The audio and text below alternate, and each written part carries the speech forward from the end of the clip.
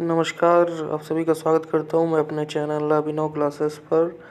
जैसा कि आप सभी को पिछले 2 वीडियो में जानकारी है, हम लोगों ने समास के 4 जो प्रकार हैं उनको समाप्त कर लिया था, जिसमें आपका पहला अव्ययी भाव था, दूसरा द्वंद्व था, तीसरा जो है आपका कर्मधारय और चौथा द्विगु समास था।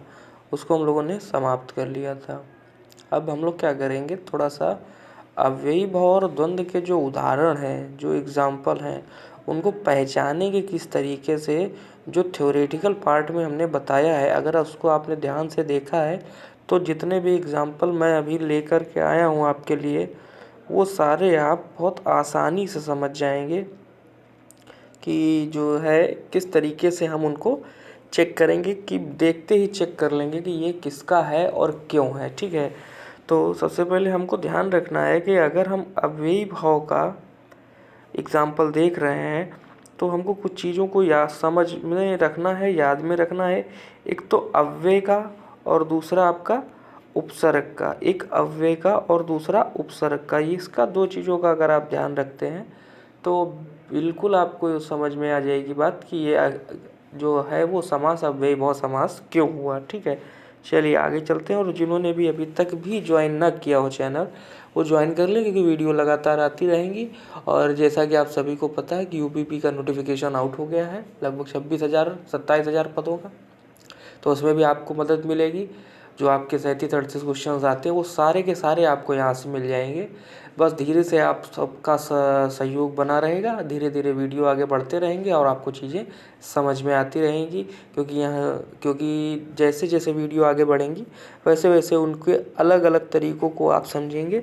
चलिए स्टार्ट करते हैं आज का वीडियो। और आने से पहले बस मैं रिकॉल करा दूँ आगे की चीज़ें बताने से पहले आपको, कि अव्ययी भाव समास में आपको 2 चीज़ें याद रखनी है। ठीक है, कौन सी 2 चीज़ें याद रखनी है, जैसा कि मैंने पहले भी आपको बता दिया। एक तो आप इसमें आपको अव्ययी भाव समास में याद रखना है कि आपका जो है अव्ययी भाव समास अव्यय और उपसर्ग से मिल करके बना है। क्लास में हमने निपात का भी जिक्र किया है। क्लास में जो है भैया हमने निपात का भी जिक्र किया है। लेकिन जो निपात है जो हमारा निपात है वो हमारा किस में आ जाता है, जो हमारा निपात है वो हमारा अव्यय के अंदर ही आ जाएगा। अभी कैसे अव्यय के अंदर आएगा ये हम लोग अभी देखेंगे। ठीक है, चलिए स्टार्ट करते हैं। सबसे पहला आपका दिया हुआ है यथा समय। ये देखिए, पहला ही उसने आपका अव्यय से रिलेटेड दे दिया। ठीक है, अव्यय और निपात से रिलेटेड दे दिया यथा। ठीक है, पहला ही उसने बता दिया कि यथा यहाँ पे लगा हुआ है। इससे आप लोग जान जाएंगे कि जो आपको पूरा डिटेल नहीं देखना है, यथा देखकर ही आप समझ जाएंगे। ठीक है, दूसरा जैसे अभी देखिए आपका दिया यथा विधि, आपको पूरा नहीं लेना है, आपको यथा ही देख लेना है। ठीक है, अगला भी ये देखिए यथा नियम। अगला आपका क्या दे रखा है, यथा नियम दे रखा है। देखिए यथा नियम दे रखा है, यथा नियम दे रखा है। अगला आपका देखिए यथा मति दे रखा हुआ है, मति के अनुसार। यहाँ पर विग्रह पर हम लोग ज़्यादा ध्यान अभी नहीं देंगे, हम लोग को ये देखना है कि किस तरीके से हम इसको देखेंगे। ठीक है, और उसके बाद में आपका यथ लगा हुआ है यहाँ पे, अर्थ के अनुसार। ठीक है, यथ लगा हुआ है, आप इसको उपसर्ग के रूप में भी ले सकते हैं। ठीक है, याव जीवन, जीवन मतलब जब तक जीवन है तब तक के लिए। ठीक है, यहाँ पे आपका क्या है, ये अव्यय एक शब्द जुड़ा हुआ है यहाँ पे, तो अव्यय से भी आप समझ जाएंगे कि जो ये शब्द है ये किस शब्द में जाएगा भैया, आपका ये आपका अव्ययी भाव समास में जाएगा। ये वो उदाहरण है जो 0 से लेके बहुत ऊपर लेवल तक आपको मिलते रहेंगे। ठीक है, उपसर्ग का लेवल आपका यूपीपी में मिल जाएगा। यूपीपी जो होता है आपका उपसर्ग से बाहर नहीं जाएगा, उपसर्ग से रिलेटेड ही आपका समास पूछेगा वो। लेकिन थोड़ा सा आप ऊपर बढ़ेंगे तो लेवल बढ़ेगा आपका। ठीक है, उसके बाद में जैसे आपका दिया हुआ है उसके बाद आपका दिया हुआ है अगला जो दे रखा है असमुद्र। अब इसमें आप ध्यान से देखेंगे तो आपको एक चीज़ समझ में आएगी, इसमें आ लगा हुआ है, तो आ जो है आ आपका उपसर्ग है। ठीक है, अगर आ उपसर्ग है तो सीधे सीधे ये अव्ययी भाव हो गया, क्योंकि अव्ययी भाव में आपका उपसर्ग और अव्यय निपात ही लगा होता है। ठीक है, आगे चलते हैं।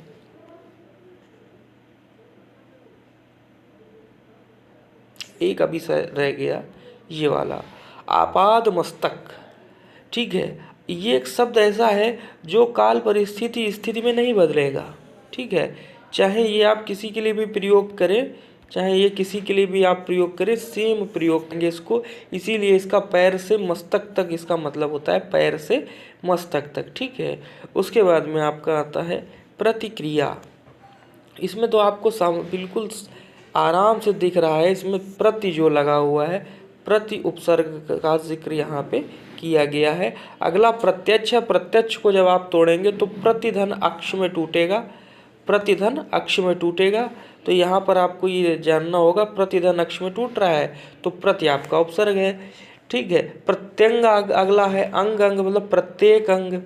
ठीक है, तो यहाँ पर भी प्रति उपसर्ग लगा हुआ है। ठीक है, प्रति उपकार या प्रत्युत्तर। ठीक है, तो सभी में क्या लगा हुआ है भैया, प्रति उपसर्ग लगा हुआ है। ठीक है, तो उपसर्ग से ही आप पहचान जाएंगे कि ये कौन सा समास है यहाँ पे। ठीक है, अगला आप देखेंगे, अगले में देखिए बेचैन लिखा हुआ है। तो बेचैन में बे जो है ये उर्दू का एक उपसर्ग है, बे। ठीक है, जैसे बेपनाह होता है, जैसे बेहया होता है, वैसे ये बेचैन है। ठीक है, उसके बाद में बेकायदा, ये थोड़े से उर्दू के उपसर्ग हैं जो इनमें लग गए हैं, लेकिन आपसे पूछ दिए जाएंगे पेपर में ये। ठीक है, तो आपको इनका ध्यान रखना है। ठीक है, बेकायदा हो गया। ठीक है, मनमाना। ठीक है, मनमाना, मनमाना आपका अव्यय में आ जाएगा। मनमाना भैया आपका काहे में आएगा, मनमाना जो है आपका अव्यय में आ जाएगा। उसके बाद में प्रत्येक घर में, प्रत्येक में पहले ही प्रति उपसर्ग आ गई है। प्रत्येक में क्या भैया, पहले ही प्रत्येक में प्रति उपसर्ग आ गई है, तो उसमें कोई दिक्कत वाली बात नहीं है। अभी दिनों दिन क्या है, दिनों दिन अव्यय आ गया है, रातों रात अव्यय आ गया है, हाथों हाथ अव्यय आ गया है। ये हमने उदाहरण भी बताए हैं जब हमने क्लास कराई है नोट्स वाली, आप लोग पीछे जाके देखेंगे, मैं डिस्क्रिप्शन में लिंक डाल दूंगा, वहाँ पर भी जा कर के देखेंगे तो आपको मिल जाएंगे। ठीक है, कानो कान हो गया। उसके बाद में आपका निर्भय में निर उपसर्ग लगा है। ठीक है, निधड़क में नी उपसर्ग लगा हुआ है, निडर में भी नी उपसर्ग लगा है। ठीक है, समक्ष। ठीक है, इसमें सम लगा हुआ है। बखूबी में बा लगा हुआ है, ये उर्दू का है। तो हम लोग देख रहे हैं कि किस तरीके से आसानी से हम लोग अव्ययी भाव का कोई भी बड़ा से बड़े पेपर में पूछे जाने वाला या छोटे से छोटे पेपर में भी पूछे जाने वाले जो आपके समाज से रिलेटेड सवाल हैं अव्ययी भाव के, उनको कितने आसानी से हम कर सकते हैं। ठीक है, बस आपको क्लास नोट्स जो है वो बहुत प्रॉपरली बनाने हैं, जो हमने वहाँ पे 2 क्लासों में बनवाए हुए हैं। ठीक है, अब आगे चलते हैं।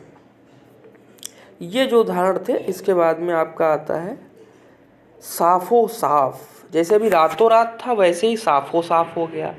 ठीक है, वैसे ही आपका बारंबार हो गया। ठीक है, व्यर्थ में वी उपसर्ग लगा हुआ है, तो आपको टेंशन लेने की ज़रूरत ही नहीं। उपसर्ग जैसे ही आपने देखा, बतौर में बा उपसर्ग लगा हुआ है, जैसे आपने देखा। बेशऊर में बे उपसर्ग लगा हुआ है, जैसे उपसर्ग आप बेकाम में बे, उपकूल में उपकूल में भैया क्या लगा हुआ है, उपकूल में आपका उप लगा हुआ है। ठीक है, तो जैसे आप इनको देखेंगे वैसे ही आपको देखते ही पता चल जाएगा कि ये भैया किसका है, ये अव्ययी भाव का उदाहरण है। अब आते हैं हम थोड़ा सा द्वंद्व पे। जब हम द्वंद्व पढ़ा रहे थे तो हमने कुछ चीज़ों का जिक्र किया था आपसे, उन पर पहले हम लोग ज़रा सा ध्यान कर लेते हैं कि किन चीज़ों पर हम लोगों ने कहा था उपसर्ग में। उपसर्ग बता रहे हैं द्वंद्व समास के लिए। पहला तो हम लोगों ने बताया था, मैंने बताया था आपको कि हम लोग ध्यान रखेंगे कि अगर कहीं पर भी भैया लड़ाई का जिक्र हो, कहीं पर प्रतियोगिता हो, या विलोम शब्द हो, या बिना समूह की संख्या हो, या संबंध हो, इन सभी समूहों में क्या होता है, इन सभी समूहों में द्वंद्व का आशय होता है और द्वंद्व समास होता है। या अर्ध आवृत्ति वाले हों, इसमें एक चीज़ रह गई है, तीन तरीके होते हैं, 3 वाले, जिनमें 2 योजक चिन्ह होते हैं और 3 शब्द होते हैं। ठीक है, योजक चिन्ह 2 होते हैं उनमें, और शब्द कितने होते हैं? 3। जैसे जड़ंगन बताया था, जैसे हमने आपको रोटी कपड़ा मकान बताया था, जैसे हमने आपको आपका एक और उदाहरण में हमने आपको एक और बताया था, लाल बाल पाल बताया था, तन मन धन बताया था। इस तरीके से जो हमने आपको बताए थे। ठीक है, अब देखते हैं। देखो, विलोम भी अगर आपको याद रहेगा ना तो भैया लगभग 80 से 90% आपके एग्जाम्पल जो होंगे आपके अव्ययभाव के सॉरी द्वंद्व के वो हो जाएंगे, अगर आपको विलोम भी याद रहेगा तो। देखिए कैसे, दिन रात क्या है? एक दूसरे के विलोम है। गंगा यमुना क्या है? एक दूसरे के विलोम है। उल्टा सीधा क्या है? एक दूसरे के विलोम है। घी शक्कर क्या होता है? एक दूसरे से संबंध रखते हैं। ठीक है, यहाँ पे संबंध आ गया। अमीर गरीब क्या होता है? विलोम। माता पिता यहाँ संबंध है। संबंध और विलोम में ही अभी सारा काम चल रहा है भैया, देख रहे हो, संबंध और विलोम में। संबंध तो योजक चिन्ह लगा है, फिर भी हम लोग देखेंगे संबंध और विलोम। देखिए किस तरीके से, आशा निराशा विलोम है, पति पत्नी संबंध है, जलवायु में संबंध है, दूध दही में संबंध है। ठीक है, उसके बाद में आप आगे बढ़ेंगे। लव कुश में संबंध है भाई भाई का। फूल और पत्ती में क्या है? संबंध हो जाएगा। नर नारी में क्या है? संबंध हो जाएगा। भला बुरा क्या है? विलोम हो जाएगा। राजा रंक में क्या है? विलोम हो जाएगा आपका। ठीक है, तो विलोम और संबंध में ही सारे लगभग होते चले जा रहे हैं आपके। ठीक है, लाल पीले में संबंध है, रंगों का संबंध है एक दूसरे से। घर और द्वार एक साथ बोले जाने वाले शब्द हैं, इसलिए शाब्दिक संबंध है इनमें। घर आंगन एक ही साथ में शब्द आता है, घर और आंगन। रोटी दाल भोजन संबंधी है, मतलब एक दूसरे से संबंध रखते हैं। अन्न जल एक दूसरे से संबंध रखते हैं। रुपया पैसा एक दूसरे से संबंध रखते हैं। मोटा ताजा यहाँ पर आप ले सकते हैं, ये भी एक दूसरे से संबंध रखता है। ताजा का मतलब वो वाला ताजा नहीं, ताजा का मतलब हष्ट पुष्ट वाला ताजा, मतलब एक बढ़िया शरीर वाला व्यक्ति। ठीक है, इसको आप ऐसे कह सकते हो कहा सुनी। कहा सुनी में भी कहा सुनी जो शब्द है वो अधिकतर तब प्रयोग किया जाता है जब हम लोग क्या करते हैं, किसी की बातों को किसी तीसरे बंदे से मतलब तीसरे व्यक्ति से सुनते हैं। ठीक है, उसके बाद कपड़ा लत्ता। देखिए इसमें एक शब्द हमने बताए थे अर्ध आवृत्ति वाले शब्द, तो जो कपड़ा लत्ता आ जाएगा वो अर्ध आवृत्ति में आ जाएगा, क्योंकि लत्ते का कोई अर्थ नहीं है। कपड़े का तो अर्थ है लेकिन लत्ते का अर्थ नहीं है। आप ये देख रहे हो सभी जो उदाहरण है आपके वहीं से मिल रहे हैं जहाँ से हमने आपको क्लास नोट्स बनाए। तो अगर आप क्लास नोट्स को अच्छे से बनाएंगे तो सारे क्वेश्चन हो जाएंगे, चाहे आप किसी भी पुस्तक से लगाइए। अगर आपको क्वेश्चन फंसते हैं तो आप कमेंट में छोड़ दीजिए। ठीक है, मतलब आपको मिल जाएंगे वहाँ से, सारे के सारे मिल जाएंगे। ठीक है, गाय भैंस संबंध है। घर द्वार संबंध है, क्योंकि एक ही मतलब एक ही बार में एक दूसरे से बोले जाने वाले शब्द हैं। कान नाक शारीरिक संबंध है। ठीक है, तो आप ये चीज़ देख रहे होंगे जितने भी बहुत सारे हम लोगों ने एग्जाम्पल, लगभग 50 एग्जाम्पल तो हम लोगों ने पढ़ लिए हैं आज।